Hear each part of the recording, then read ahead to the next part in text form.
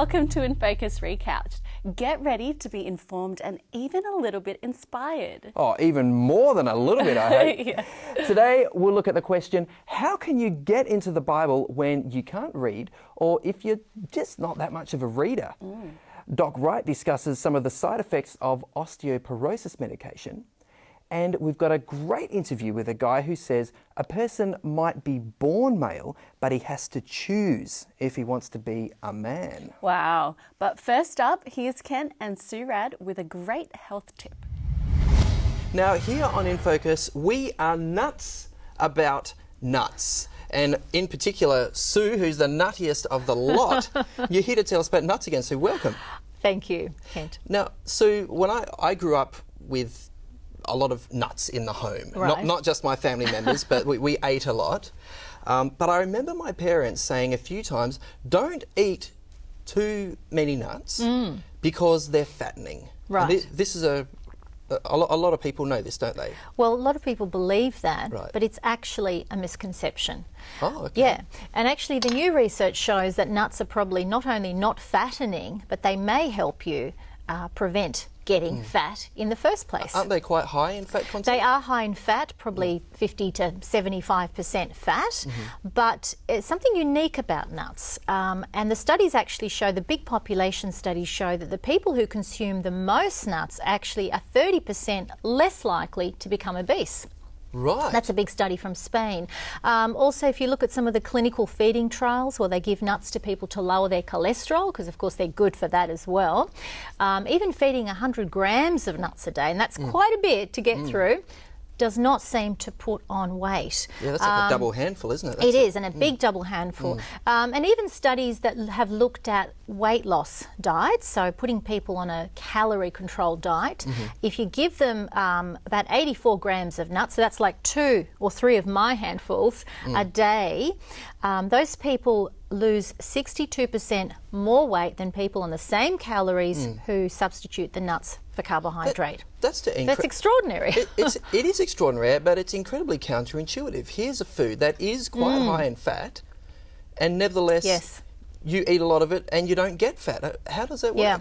Well, scientists have uncovered at least 3 mechanisms whereby nuts may help to protect our waistline. Number one, they're really good at keeping you full, making you full and keeping you full. But the second mechanism which they're looking into, which is really also very, very interesting, is that some of the fat from those nuts is not absorbed into the body. It actually comes out through the stools. Oh, okay. So hence the calories that you think they contain, if you look at a food label, are actually over-reporting what's available to the body. And they've done some studies looking at, say, almonds and pistachios, and they've shown that in the case of almonds, about 30% of the calories from the almonds does not actually get into the body. It comes out through the stools, so we don't get all the wallop of calories. So there's a couple of good reasons why eating nuts not only don't make you fat, they actually improve your health. Well, and also I should mention that if you're a nut eater, eating nuts frequently, you actually increase the basal metabolic rate. This is the background rate that your body burns fuel all the time. This is how fast your motor's running. Exactly. So it's a good idea to eat nuts if you want to have a healthier waistline. Does it matter whether you eat the nuts in a, say, a crushed paste form or Good whether question. Yeah.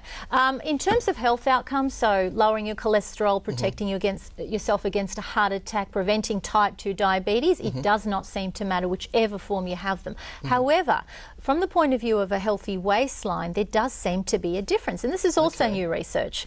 The more that you chew the nuts, the more that they're ground up. So like that paste, for example, that's ground up. We've broken up the cell walls. This is almond paste. Almond paste, which is absolutely beautiful. It smells incredible. Still very, very good for you.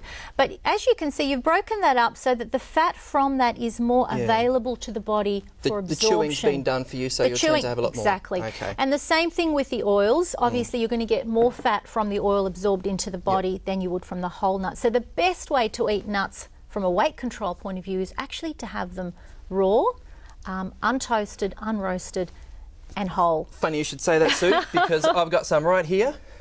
Have a nut.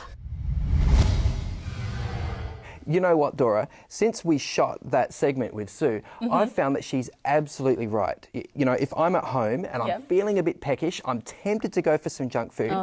I find that if I just grab a handful of almonds or cashews or something like that, it actually does make me feel full. It really works. But it's probably a choice I should be making a bit more often. Yeah. We should totally have some nuts here in the studio, I think.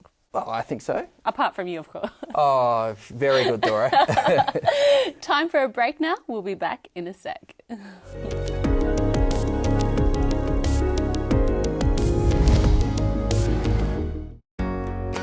We live our lives running around, rarely stopping to ask ourselves where we're going and what our final destination is.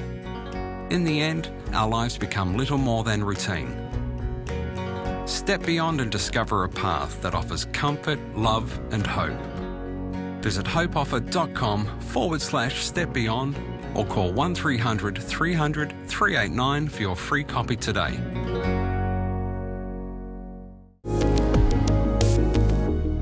Hi, welcome back. Now, I know you love reading books, Kent. Oh, yeah. But me, not so much. So when it comes to the Bible, someone like me might fully believe in it, but still find it hard to spend a lot of time actually reading it. Yeah, that is a really good point, Dora, and you're probably not the only one. And it's a question I actually put to Graydon Colville in this next interview. And it's a privilege to welcome to the studio Pastor Graydon Colville. How are you? Hi, thank you. Thank you for inviting me. Now, I was reading the Eternity newspaper the other day, the Christian Eternity newspaper, and it mentioned in there an upcoming conference that your organisation is hosting, Global Recordings Network. The conference is called Bookends. Help me out. Learning and sharing faith in a YouTube world. So, what's that all about? Well, first of all, it's organised under the umbrella of the Bible Agencies Australia, Bible Society, Scripture Union, all the other Bible agencies there. And it's really about communication, about communicating effectively the truth of God's Word in a range of contexts, anything from personal evangelism right through to theological education, but taking into account the fact that people learn different ways and that increasingly these days people read less and less, and most of our traditional models are based heavily on literacy models of learning and sharing faith. So we want to look at some of those issues. So you're trying to look at alternative models for people to engage with Scripture and is this hence the YouTube world stuff? Yeah, YouTube, if people want to find out how to do something these days, they don't go and read books, they go and look up the how-to section of YouTube. And increasingly people read less and less. Interesting stat that comes out of the US that 50% of university graduates, after they leave university, will never read another serious book. Wow. And so a lot of what we do in the Christian world is almost dependent on people reading. We encourage people to read. We sell books, we give books. And there's lots of good books, and I'm not opposed to the books, but a lot of people are not going to learn effectively that way. I guess the Christian missionary effort over the last couple of centuries, really in developing countries, has often assumed literacy of the people it's trying to convert. But even to this day, there are a lot of countries where that level of functional literacy is very low.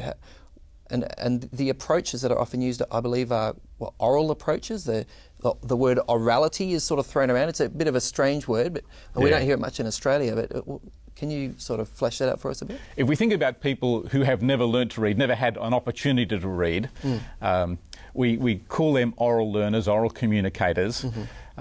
And yet we know when you think about it that the ability to read and write has really got nothing to do with intelligence. Now, these people can be highly intelligent and they pass on their values, their traditions, important information, generation to generation. So this is sort of storytelling cultures, using all kinds of techniques. Oral tradition. Yeah, it might be storytelling, it might be drama, it might be art, it might songs. be proverbs, songs, and they're all oral techniques, if you like. And these are used not just simply for entertainment, like we often think in the West that stories are for children or for entertainment, but these are actually a learning, teaching medium. Well, Jesus told stories, didn't he? Master storyteller, and those stories are still powerful, still great impact.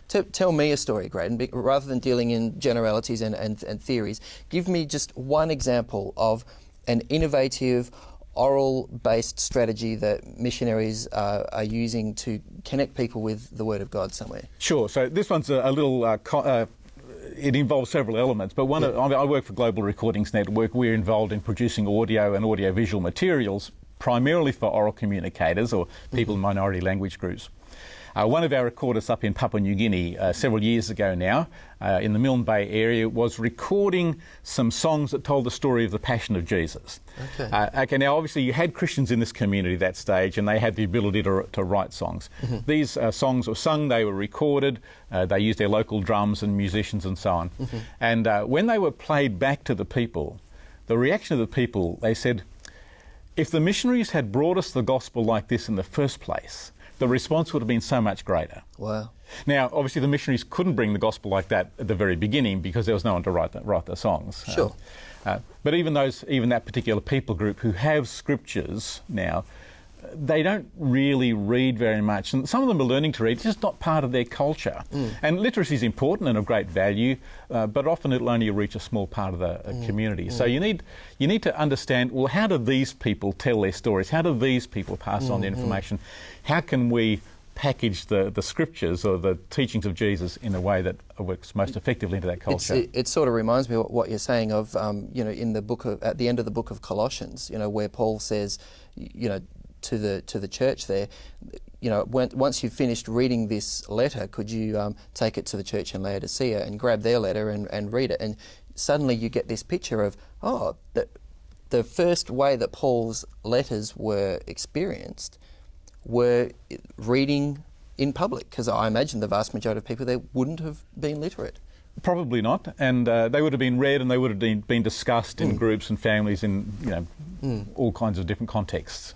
So this sort of individual one-on-one engagement with the Bible in some ways is a sort of a Protestant innovation, isn't it really, that's sort of come with literacy? I don't know whether it's so much a one-on-one thing, but the idea of you sort of focus on the text, that the personal reflection, one of the characteristics of oral communities is they are far more community-oriented. Our Western societies tend to be very individualistic. That's right, and so our engagement with the Bible reflects that. And so again, going into other contexts where communities process information together, often they make decisions together. Some communities don't have much individual decision-making power. To get someone to read something is often to put them into their own little private world, which actually isolates them from their community. Sure. Now, these things obviously have application for the cross-cultural mission context, especially in grassroots evangelism and so on.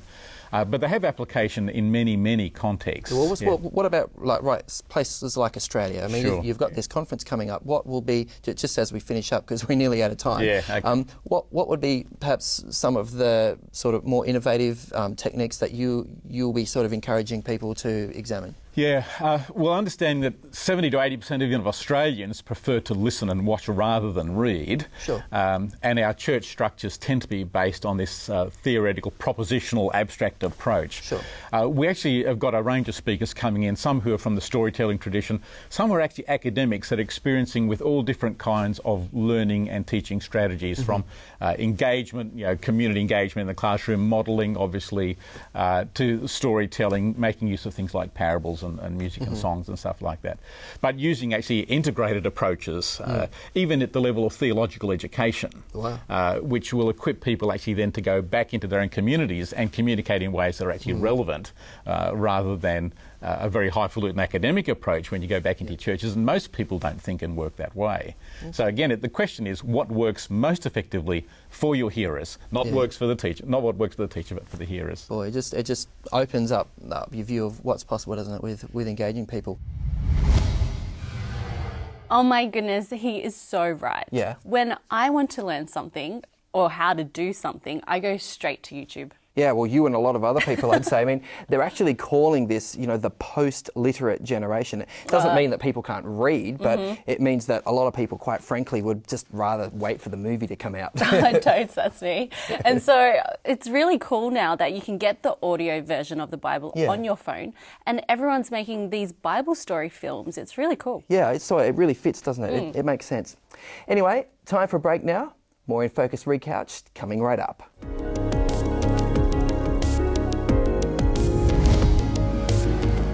Onions add great sweetness and flavour and a good base to any curry. Going to add some ginger, some garlic. Look at that, nice and chunky. So we've got our spices, gives it kind of a Sri Lankan feel. Add some tomatoes, tomato paste, some honey. Roasted vegetables in these kind of dishes are always great. If we add some creaminess to it, and that dish is now finished, ready to hit the table. I'd recommend you to give it a try, and it's so easy.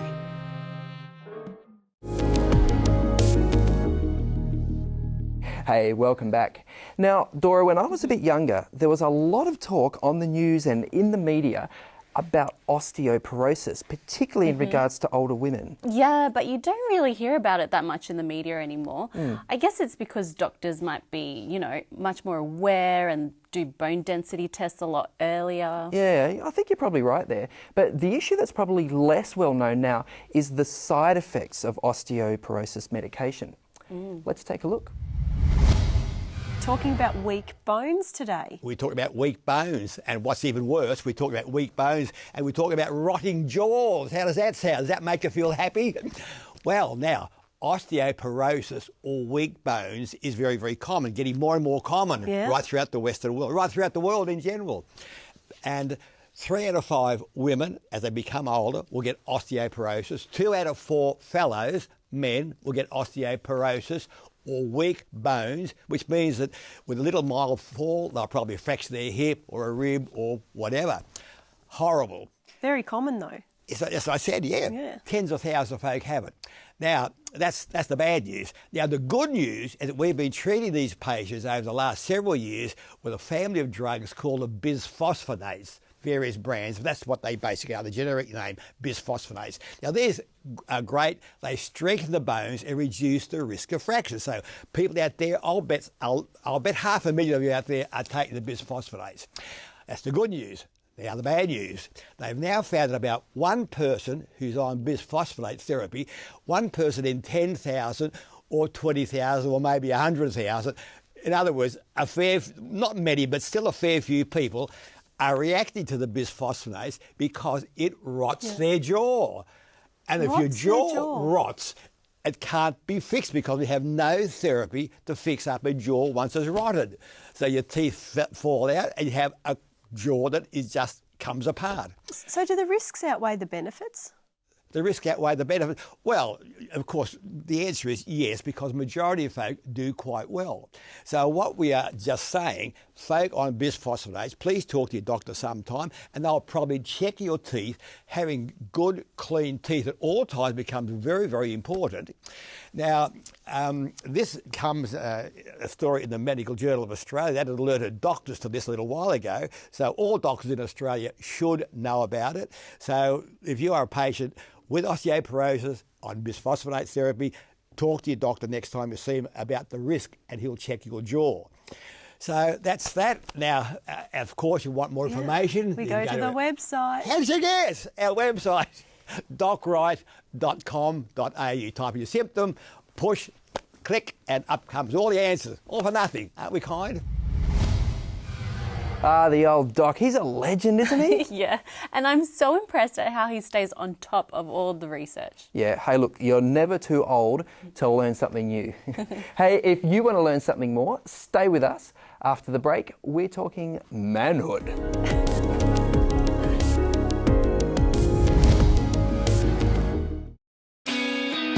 Planning your future can be a daunting task. What you want to do, who you want to be, and the road ahead can often be unpredictable. No one really knows what the future holds. Avondale. It's education designed for life. Hey, welcome back. Now, this next interview is with an awesome guy who has had his share of troubles, but is determined to stay positive and make a difference in young people's lives, particularly young men. Yeah, well, let's check it out then. Well, it's great to have Glenn Geraint on the set. Glenn was Young Australian of the Year in Queensland. He's an internationally respected and requested speaker, and he's just written a book called Men of Honour, all about the role of men in society. And I love the subtitle that you've got here, Male by Birth, man by choice. Yeah, absolutely. And what I mean by that is that you're born a male. Sure. But to actually Don't have much choice in it, yeah.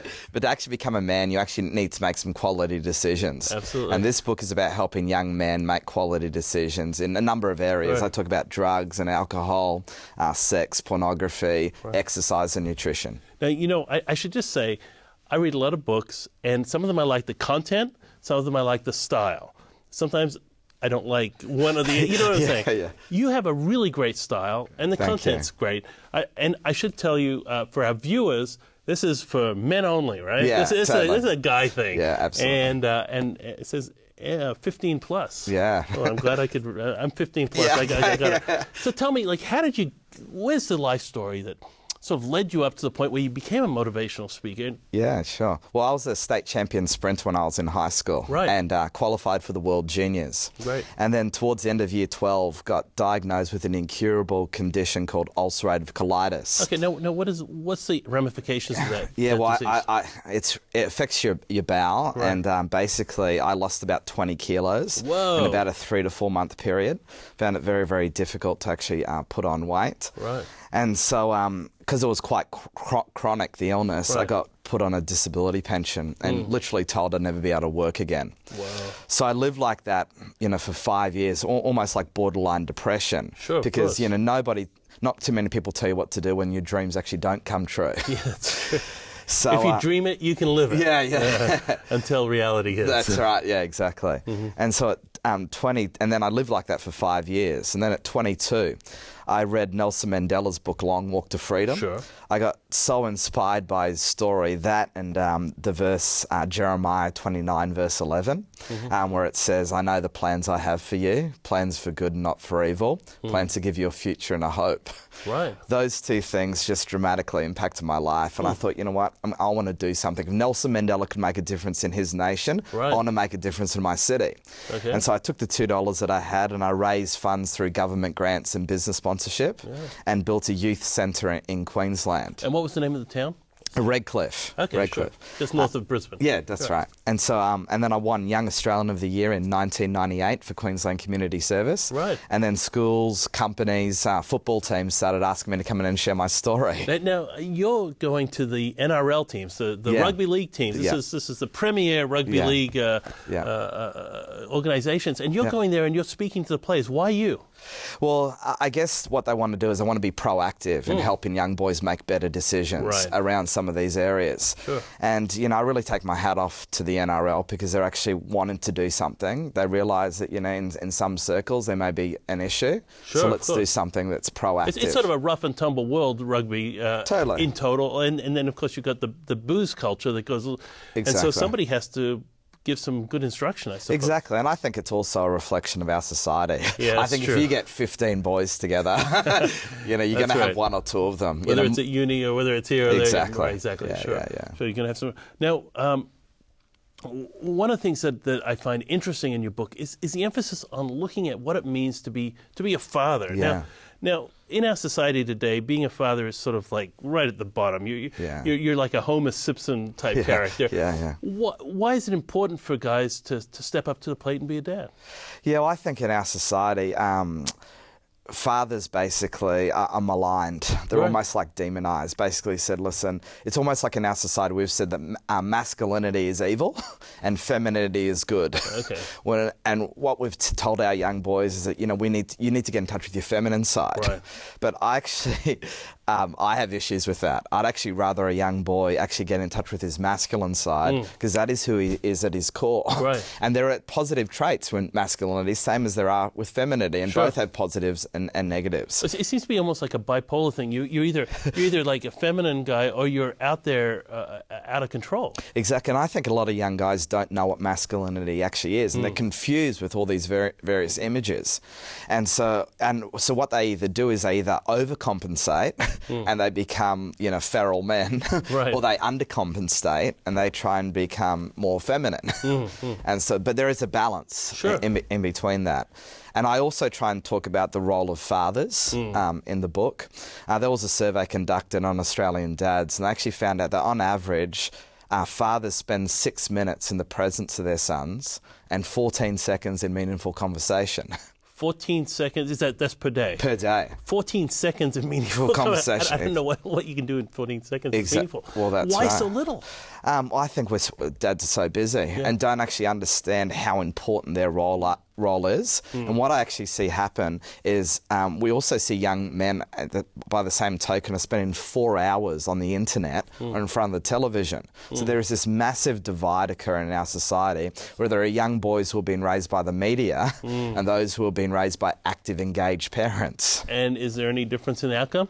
Yeah, absolutely. I mean, when all boys, as you'd be aware, when they're seeing images of Charlie Sheen and Hugh Hefner on the media, they think, well, that's what a real man is. Right. They're not getting this input from their dads because masculinity has to be passed down from one man to another. A woman can affirm masculinity, but they can't actually give what they don't have. They can't model. Exactly. Now, but so many kids these days grow up in a home where the dad's not around. Yeah. What's the impact of this? The impact is great. I mean, there was a study done, and they actually said in relation with girls that 36 out of 39 girls that suffered with anorexia experienced withdrawal of affection from their father during the onset of puberty. So a father's role is really, really important in raising their children, just as important as a mother's role. But sadly, fathers have almost been pushed aside, and so that they're almost irrelevant, when in actual fact, I want to champion the role of fathers in our society. And I guess for many of us who are dads, it's the greatest thing in life. Absolutely. But it does take a lot to be breadwinner, make enough cash to live in the right neighborhood, send your kids to the right schools, be a romantic lead role at home, and also be dads. How, just a final idea, how do we balance all that? Yeah, I guess a tip for fathers would be, like, that there was a survey done and they asked children, do you wish your dad worked less hours at work? And the overall response from young people was no. You know, dad needs to work for us to be used to the role that he now provides for us. All that we wish is our dad came home in a better mood. And, you know, that's one tip. We need to learn when we drive in that driveway, we got to switch off. Maybe no say matter a what's prayer happened, before we get out of the car. Absolutely. Ask for that sort of peace and that joy. Exactly. Because it can be hard, can't it? It is hard. Easier on TV than in real life. Exactly. That's what I found anyway. But I think dads want to rise to the challenge. I think men love a challenge. Well, thanks so much, Glenn. Look, great book. If people want to get a hold of this book, where can they get it? They can go on our website, menofhonor.com, or it's available in most bookshops and at Koorong. Okay, perfect. Men of Honor. It's for guys, 15 years and older. Really a great read. Wow, so enthusiastic, isn't he? Yeah, and I can see why he's a popular speaker at motivation events for youth. Like, he's got a great story and an awesome attitude. Oh, yeah, he does. Well, that's it for InFocus Recouched this week. We really hope you enjoyed the program. Don't forget to stay in touch. God bless. We'll see you next time.